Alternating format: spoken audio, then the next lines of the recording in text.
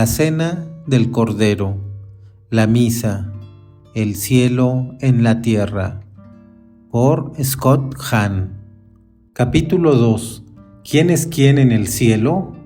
Un apocalipsis de miles de actores.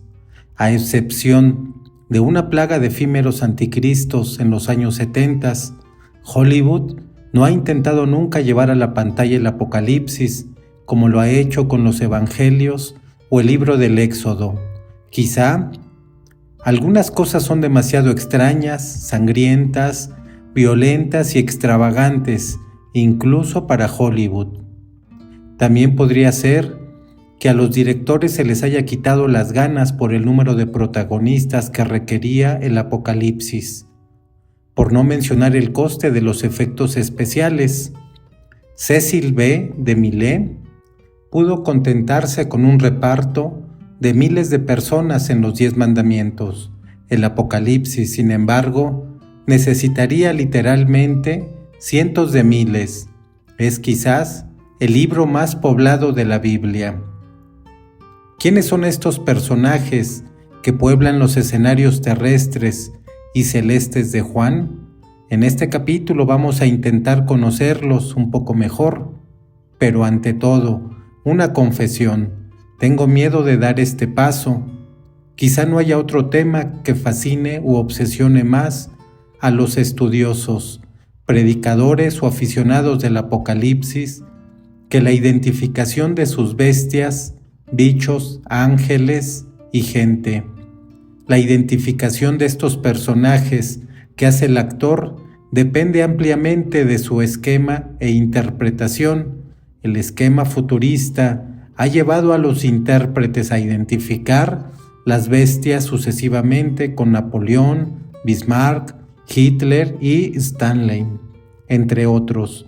La visión preterista, que subraya el cumplimiento de las profecías del Apocalipsis en el siglo I, tiende a identificar las bestias, por ejemplo, con uno u otro emperador romano, con Roma misma o con Jerusalén. Una tercera perspectiva, a veces llamada idealista, ve el Apocalipsis como una alegoría del combate espiritual que debe luchar todo fiel. Aún otra visión, la historicista, sostiene que el Apocalipsis expone el plan maestro de Dios para la historia de principio a fin.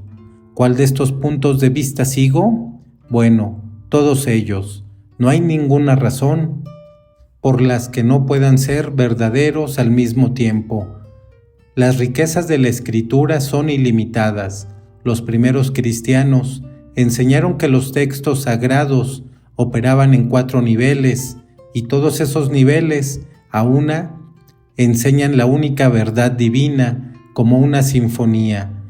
De favorecer una perspectiva sobre las demás es la preterista, pero insisto, sin despreciar las otras, lo que las une a todas ellas es lo que nos une a todos nosotros con Cristo, la nueva alianza, sellada y renovada por la liturgia eucarística. En efecto, dentro del Apocalipsis emerge un esquema de alianza, caída, juicio y redención, y este esquema describe ciertamente un periodo particular de la historia, pero describe también cada periodo de la historia y toda la historia, así como el curso de la vida de cada uno de nosotros. Yo, Juan, he mencionado antes que hay mucha controversia acerca de la autoría joánica del Apocalipsis. Ese debate, aunque es fascinante, resulta marginal para nuestro estudio de la misa en el Apocalipsis. Una cosa, sin embargo, es clara: el texto se asocia explícitamente con Juan, y Juan en el Nuevo Testamento, como en la mente de los primeros padres de la Iglesia, significa el apóstol Juan. Además, los libros mismos indican que, si no comparten un autor común, al menos derivan de una misma escuela de pensamiento. El Apocalipsis y el cuarto Evangelio tienen muchos intereses teológicos comunes. Ambos libros revelan un conocimiento muy preciso del Templo de Jerusalén y de sus rituales. Igualmente, parecen preocupados por presentar a Jesús como el Cordero, el sacrificio de la nueva Pascua. Más aún, el Evangelio de Juan y el Apocalipsis tienen en común cierta terminología que, en el Nuevo Testamento, es exclusiva de ellos. Por ejemplo, únicamente el cuarto Evangelio y el Apocalipsis se refieren a Jesús como la palabra de Dios, y solo estos dos libros se refieren al culto de la nueva alianza como en el Espíritu. Además, solo ellos hablan de la salvación en términos de agua viva. Hay otros muchos paralelismos semejantes. De todos modos, identificar al autor Juan con el apóstol San Juan es importante únicamente porque nos da a entender la fuerza de la visión del Apocalipsis. En el Evangelio, por ejemplo, se identifica a Juan con el discípulo amado de Jesús. Juan fue el apóstol que tuvo una mayor intimidad con el Señor, el discípulo que estuvo literalmente más cerca de su corazón. Juan se reclinó sobre el pecho de Jesús en la última cena, pero en el Apocalipsis, Juan cayó rostro a tierra cuando vio a Jesús en su poder y gloria, con dominio universal y soberanía divina. Para nosotros, que queremos ser hoy discípulos amados, estos detalles son importantes. Si bien debemos esforzarnos por tener una relación cada vez más íntima con Jesús, difícilmente podemos empezar la conversión mientras no veamos a Jesús como quien es, en su santidad que todo lo sobrepasa. La identidad de Juan es importante también en relación con las preocupaciones terrenas del Apocalipsis. La tradición identifica al apóstol Juan como obispo de Efeso, una de las 7 iglesias mencionadas en el Apocalipsis. La iglesia se corresponden con ciudades y las 7 se localizaban en Asia Menor en un radio de 80 kilómetros, marcando probablemente el área de la autoridad de San Juan. Podemos ver por qué Juan, como obispo, pudo ser elegido para comunicar un mensaje pastoral como el que encontramos en el Apocalipsis, especialmente en las cartas a las 7 iglesias. El Cordero. Estos son el título y la imagen preferidos por el Apocalipsis para Jesucristo. Cierto, Él es el que gobierna, está en pie entre la menorá, revestido como sumo sacerdote, es el primero y el último, el único santo, Señor de señores y Rey de reyes, pero sobre todo, Jesús es el Cordero. El Cordero, según el Catecismo de la Iglesia Católica, es Cristo crucificado y resucitado, el único sumo sacerdote del santuario verdadero, el mismo que ofrece y que es ofrecido, que da y que es dado. Cuando Juan ve por primera vez al Cordero, está buscando en ese momento un león. Nadie es capaz de abrir los sellos del libro enrollado y revelar su contenido. Y Juan comienza a llorar. Entonces un anciano le asegura: no llores, porque el león de la tribu de Judá, la raíz de David, ha vencido y puede abrir el libro y sus 7 sellos. Juan busca a su alrededor al león de Judá, pero en vez de eso ve un cordero. Para empezar, los corderos no son muy poderosos y este está en pie como si hubiera sido sacrificado. No necesitamos repetir aquí todo lo que hemos tratado en el capítulo 2. Lo que debería quedar claro es que Jesús aquí es un cordero sacrificado como el cordero pascual. Los ancianos, presbiteroi, presbíteros, cantan entonces que el sacrificio de Cristo le ha hecho capaz de romper los sellos del rollo, el Antiguo Testamento. Eres digno de recibir el libro y de abrir sus sellos, porque fuiste inmolado y con tu sangre rescataste para Dios a los hombres. Entonces, cielo y tierra dan gloria a Jesús como a Dios. al que está sentado en el trono y al Cordero, la alabanza, el honor, la gloria y el poder por los siglos de los siglos. Y los ancianos se postraron y adoraron. El Cordero es Jesús, es también un hijo de hombre, revestido como sumo sacerdote. El Cordero es la víctima de un sacrificio. El Cordero es Dios, una mujer vestida del sol. Apocalipsis 12. La visión de San Juan de una mujer vestida del sol encierra la esencia del libro del Apocalipsis, con muchos niveles de significado. Muestra un evento pasado que prefigura un acontecimiento en un futuro lejano. Recapitula el Antiguo Testamento al tiempo que completa el Nuevo. Revela el cielo, pero con imágenes de la tierra. La visión de Juan comienza con la apertura del templo de Dios en el cielo, y fue vista dentro del templo el arca de su alianza. Quizá no podemos apreciar totalmente el carácter chocante de esa línea. Nadie había visto el arca de la alianza durante 5 siglos. En tiempos de la cautividad de Babilonia, el profeta Jeremías la había escondido en un lugar que será desconocido hasta que Dios reúna a su pueblo de nuevo. Esa promesa se cumple en la visión de Juan. Apareció el templo y se produjeron relámpagos, fragor de truenos, un terremoto y un fuerte granizo. Y entonces un gran portento apareció en el cielo, una mujer vestida del sol, la luna a sus pies, y sobre su cabeza una corona de 2 estrellas. Estaba encinta. Juan no iba a presentar el arca para hacerla desaparecer inmediatamente. Creo, con los padres de la Iglesia, que cuando San Juan describe a la mujer, está describiendo el arca de la nueva alianza. ¿Y quién es la mujer? Es la que da luz al niño que gobernará las naciones. El niño es Jesús, su madre es María. ¿Qué es lo que hacía que el arca original fuese tan santa?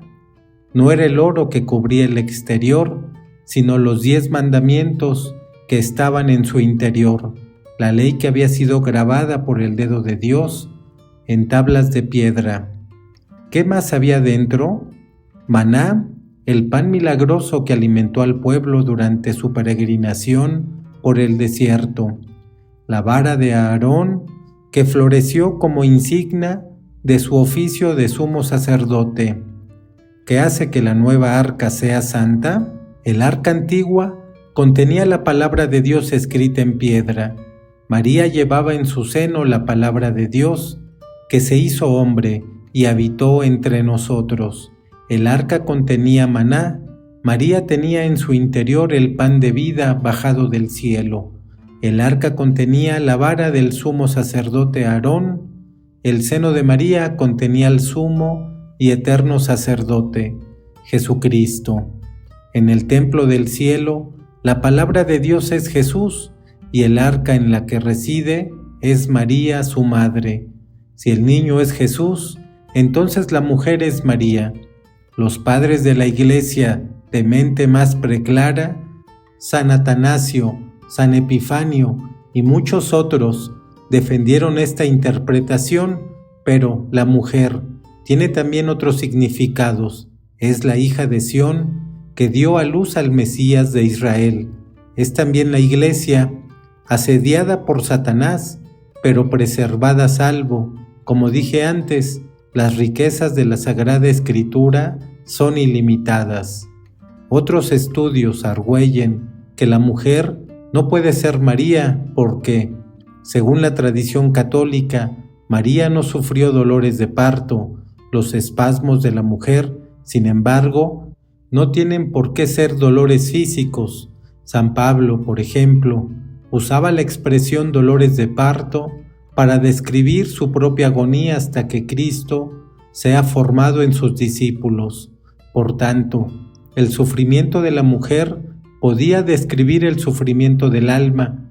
El dolor que padeció María al pie de la cruz cuando se convirtió en madre de todos los discípulos amados. Otros objetan que la mujer no puede ser María, porque la mujer del Apocalipsis tiene otra descendencia, y la Iglesia enseña que María fue perpetuamente virgen, pero la Sagrada Escritura utiliza a menudo el término descendencia, en griego sperma, para describir la descendencia espiritual de uno.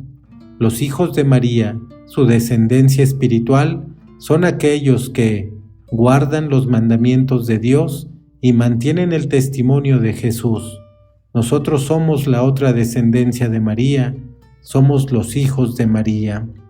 Por consiguiente, el Apocalipsis presenta también a María como la nueva Eva, madre de todos los vivientes. En el jardín del Edén, Dios prometió poner enemistad entre Satanás, la antigua serpiente, y Eva, y entre la semilla de Satanás y la semilla de ella. Ahora en el Apocalipsis vemos el clímax de esta enemistad. La semilla de la nueva mujer, María, es su Hijo Jesucristo, que viene a derrotar a la serpiente.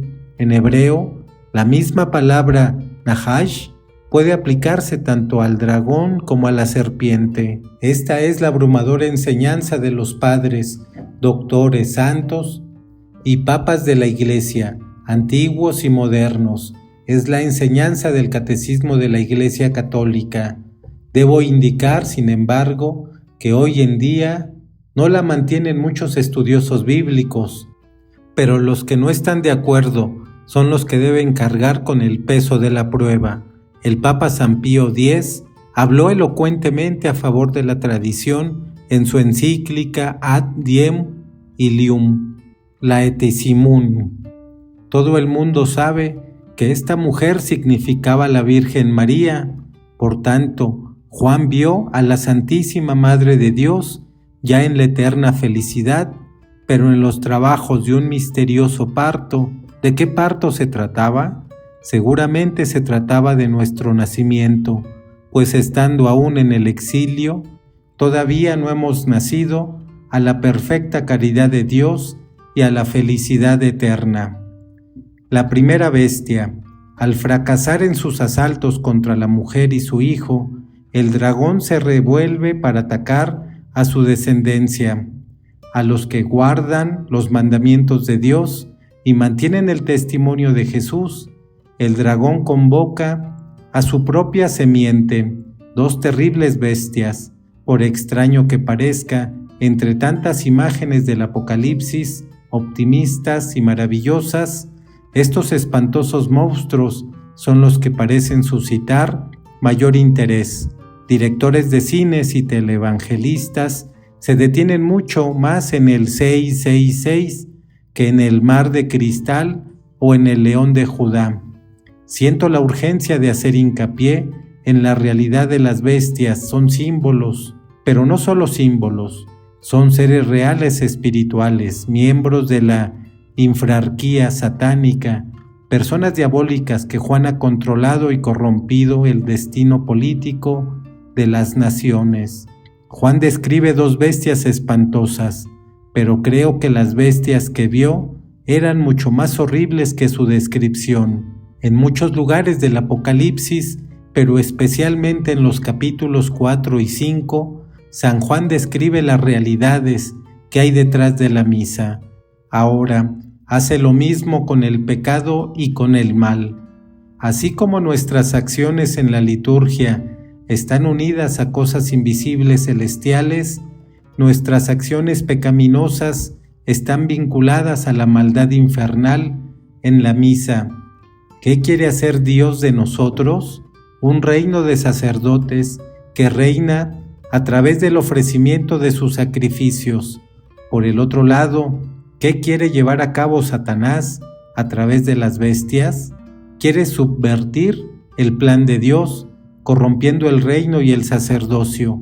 Por tanto, Juan nos muestra, en primer lugar, al demonio que corrompe la autoridad gubernamental, el Estado. A continuación, revela al demonio de la autoridad religiosa corrompida. Primero, la primera de las bestias surge del mar un espantoso monstruo de 7 cabezas y 10 cuernos, combinación terrorífica de leopardo, león y oso. Los cuernos simbolizan el poder, las diademas o coronas el reino. Poder y reino los recibe del dragón. Nos equivocaríamos, sin embargo, si identificásemos esta bestia con la monarquía en general. No, la bestia representa cualquier tipo de autoridad política corrompida. Resulta tentador también identificar a la bestia exclusivamente con Roma o con la dinastía herodiana que Roma mantenía en Tierra Santa. Ciertamente, la Roma de tiempos de Juan tipificaba la clase de gobierno representada por la bestia, pero la bestia por sí misma no permite una identificación tan simple. En realidad, es una combinación de las 4 bestias de la visión del profeta Daniel en el Antiguo Testamento. Sigo a los padres de la Iglesia, que vieron a las bestias de Daniel como símbolos de 4 imperios paganos: Babilonia, Medo-Persia, Grecia y Roma. Todos ellos persiguieron al pueblo de Dios antes de la venida del Mesías. La bestia de 7 cabezas del Apocalipsis significa todo poder político corrompido. El hombre tiende a considerar el poder del Estado como el mayor poder sobre la tierra y decir, como la gente del Apocalipsis, ¿quién puede luchar contra él? Por medio a este poder o por deseo de obtener algo de él, la gente transige y adora al dragón y a la bestia. Roma y sus césares son el ejemplo histórico más flagrante de una institución humana que usurpa las prerrogativas de Dios. Literalmente reclamaban la adoración que solo a Dios pertenece e hicieron la guerra a los santos, instigando sangrientas persecuciones contra los que no querían dar culto al emperador. Quiero subrayar de nuevo, sin embargo, que la bestia no es solo Roma o solo la marioneta de Roma, los herodianos. La bestia se refiere también a cualquier gobierno corrupto, a cualquier estado que se pone por encima del orden de la alianza divina. Más aún, la bestia representa la fuerza espiritual corruptora que hay detrás de estas instituciones. La segunda bestia. Esta bestia viene de la tierra y tiene cuernos como de cordero. El atributo de cordero resulta discordante, pues hasta ahora lo hemos asociado a cosas sagradas. El uso que hace Juan, creo, es intencionado, pues me parece que esta bestia está puesta para aludir al sacerdocio corrompido de la Jerusalén del siglo I.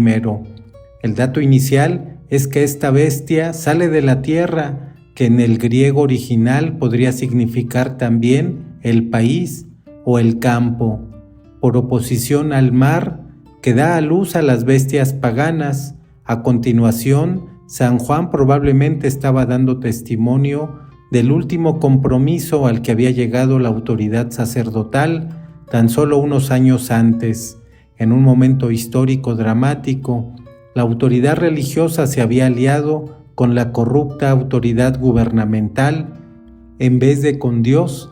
Jesús, el Cordero de Dios, sumo Rey y sumo sacerdote, estuvo en presencia de Poncio Pilato y de los sacerdotes jefes de los judíos. Dijo Pilato a los judíos: «Aquí tenéis a vuestro rey». Ellos gritaron: «Quítale, quítale, crucifícalo». Pilato replicó: «¿A vuestro rey voy a crucificar?». Los príncipes de los sacerdotes respondieron: «No tenemos más rey que el César». Además, fue el mismo sumo sacerdote Caifás el primero que habló del sacrificio de Jesús como políticamente conveniente para el pueblo. Así pues, rechazaron a Cristo y encumbraron al César, rechazaron al Cordero y adoraron a la bestia. Ciertamente, el César era el dirigente del gobierno y como tal merecía respeto, pero el César quería algo más que respeto.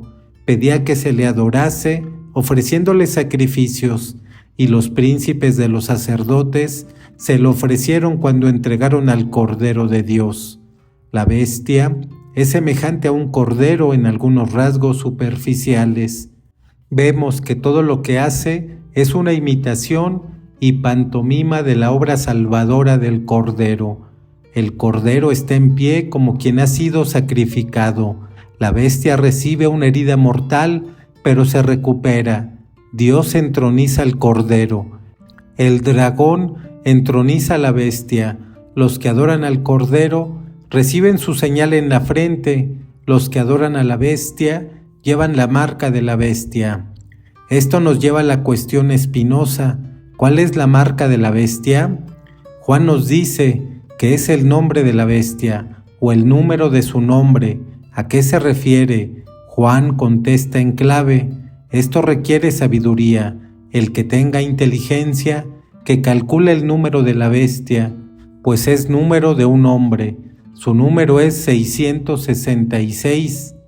En un aspecto, el número puede hacer referencia al emperador romano Nerón, cuyo nombre, según el valor numérico de las letras hebreas, tiene precisamente el valor 666, pero hay muchas otras posibilidades distintas o que se pueden sumar a esta.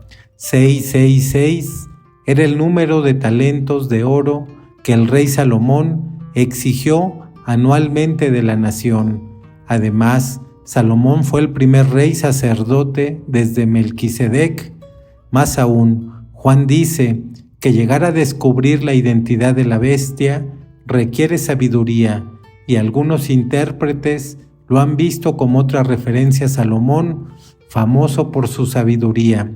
Finalmente, 666 puede interpretarse como una degradación del número 7 que, en la tradición israelita, significaba la perfección, la santidad y la alianza.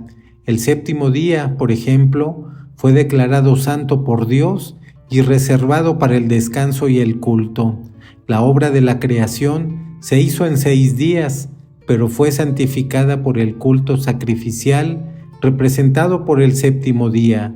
El número 666, en este caso, hace referencia al hombre instalado en el sexto día al servicio de la bestia, que le entretiene en comprar y vender, sin descanso para el culto. Aunque el trabajo es santo, se hace malo cuando el hombre rehúsa ofrecerlo a Dios. Pero hemos de tener claro algo: esta interpretación no debe llevar a ningún cristiano a justificar el antisemitismo. El libro del Apocalipsis demuestra sobradamente la dignidad de Israel, su templo, sus profetas, sus alianzas. El Apocalipsis, más bien, debe conducirnos a un mayor aprecio de nuestra herencia en Israel y a una seria consideración de nuestra propia responsabilidad ante Dios. ¿Cómo estamos viviendo nuestra alianza con Dios? ¿Cómo estamos siendo fieles a nuestro sacerdocio? El libro supone un aviso para todos nosotros. Este es el mensaje bestial.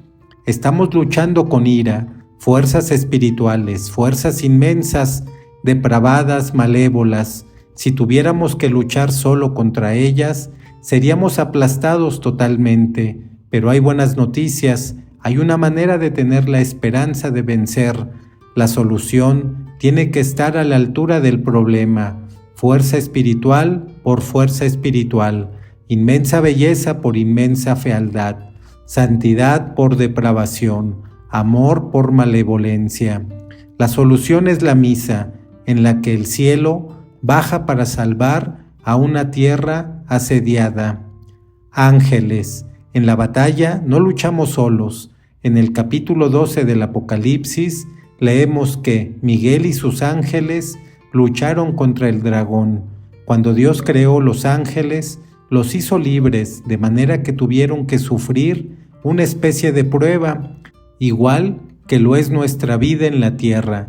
Nadie sabe qué prueba fue, pero algunos teólogos especulan que se les dio a los ángeles una visión de la encarnación y se les dijo que habrían de servir a la deidad encarnada, Jesús, y a su madre.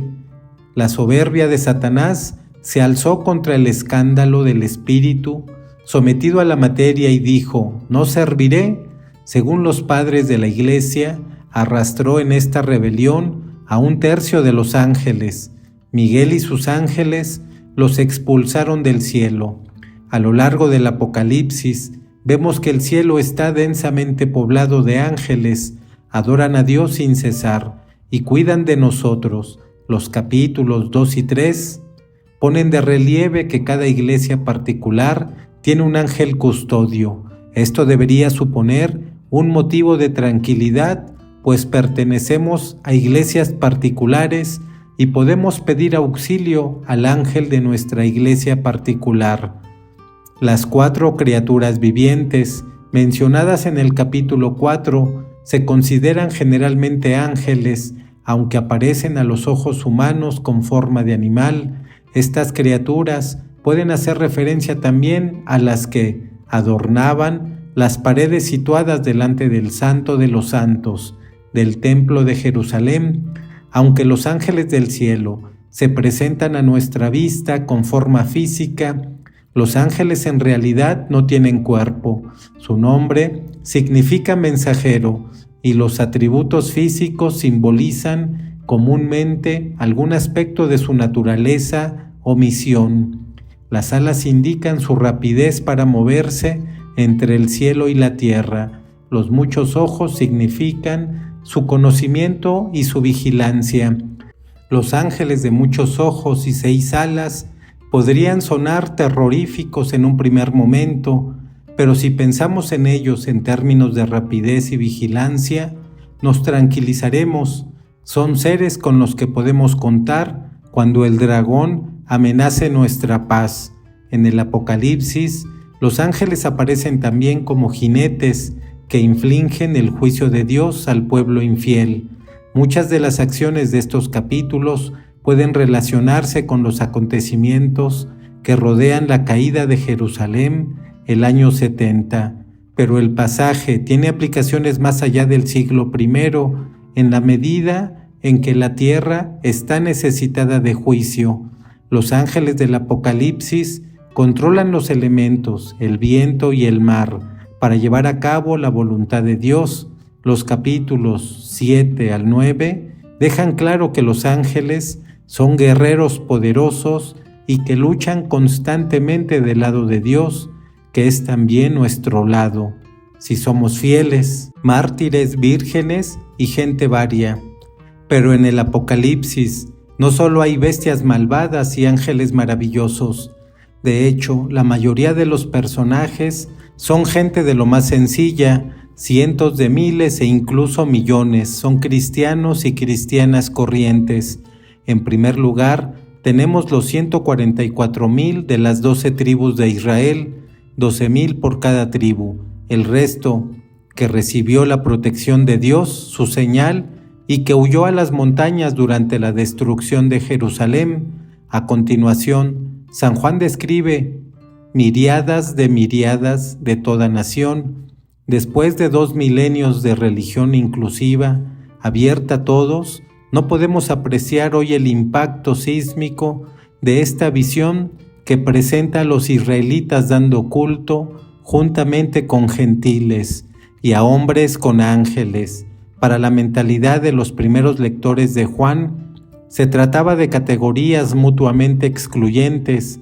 Más aún, en el cielo, todas estas multitudes dan culto en el interior del Santo de los Santos, donde nunca se había admitido hasta entonces nada más que al sumo sacerdote. El pueblo de la nueva alianza puede adorar a Dios cara a cara. ¿Quién más hay allí? En el capítulo 6 nos encontramos con los mártires, los que han muerto por el testimonio de su fe. Vi bajo el altar las almas de los que han muerto por la palabra de Dios y por el testimonio que han dado. ¿Por qué están bajo el altar? ¿Qué había bajo el altar del templo terreno? Cuando los sacerdotes del Antiguo Testamento ofrecían sacrificios de animales, la sangre de las víctimas se acumulaba bajo el altar. Como pueblo sacerdotal, ellos y nosotros ofrecemos nuestras vidas sobre la tierra, el verdadero altar como sacrificio a Dios. El verdadero sacrificio, por tanto, no es un animal, es cada santo que da testimonio, en griego, martiria, de la felicidad de Dios. Nuestra ofrenda, la sangre de los mártires, reclama de Dios reparación. Qué revelador el hecho de que, desde los primeros días, la Iglesia haya situado las reliquias de los mártires, sus huesos y cenizas, dentro de los altares. Más arriba, hemos mencionado a los ancianos, presbiteroi, entronizados en la corte divina.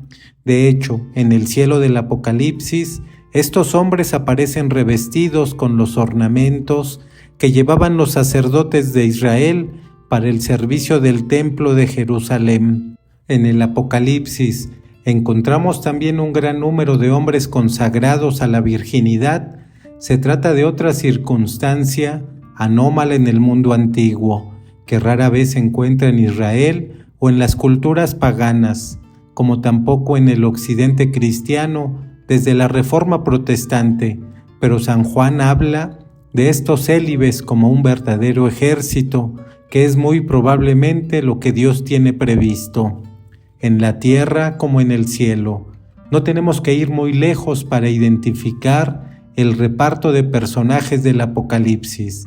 De hecho, el sentido que Dios desea que veamos a menudo está claramente dicho en el texto, o está claramente fuera del alcance de nuestras fuerzas.